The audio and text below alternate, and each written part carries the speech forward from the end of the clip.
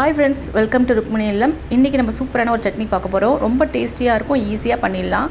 தக்காளி இல்லாமல், தேங்காய் இல்லாமல் ரொம்ப ஈஸியாக பண்ணிடலாம். இது எப்படி செய்யுதுன்னு பார்க்கலாம் வாங்க. ஃபஸ்ட்டு நான் அதுக்காக கடாயில் கொஞ்சமாக எண்ணெய் சேர்த்துக்கலாம். அதில் நான் பெரிய வெங்காயம் நல்லா 3 வெங்காயம் எடுத்துருக்கேன். அதனால் நீட்டாக கட் பண்ணி சேர்த்துக்கிட்டேன். சின்ன வெங்காயம் சேர்த்துக்கிட்டாலும் சேர்த்துக்கலாம். இது கூடவே ஒரு 4-5 பல் பூண்டு சேர்த்து நல்லா வதக்கிக்கலாம்.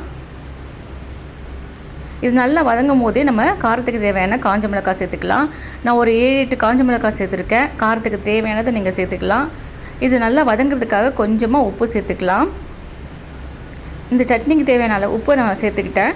சேர்த்து நல்லா வதங்கினதுக்கப்புறமா இது கூட ஒரு 3 ஸ்பூன் பொட்டுக்கடலை சேர்த்துக்கலாம். ரொம்ப சிம்பிள், ரொம்ப ஈஸியாக செஞ்சிடலாம் இந்த சட்னி 10 நிமிஷத்தில். கொஞ்சமாக இது கூட ஒரே ஒரு சொல்ல புளி சேர்த்து நல்லா வதக்கிக்கங்க. அவ்வளோதான். இது நல்லா வதங்கினதுக்கப்புறமா இது நல்லா ஆற வச்சுட்டு ஒரு மிக்ஸி ஜாரில் நம்ம மாற்றிட்டு ஒரு பேஸ்ட்டாக நம்ம அரைச்சிக்கலாம். அவ்வளோதான், ரொம்ப ஈஸியாக அரைச்சாச்சு. இப்போ நம்ம சட்னி தாளிச்சிக்கலாம். கடுகு உளுத்தம் பருப்பு, கருவேப்பிலை சேர்த்து தாளித்தா சூப்பரான சட்னி ரெடி.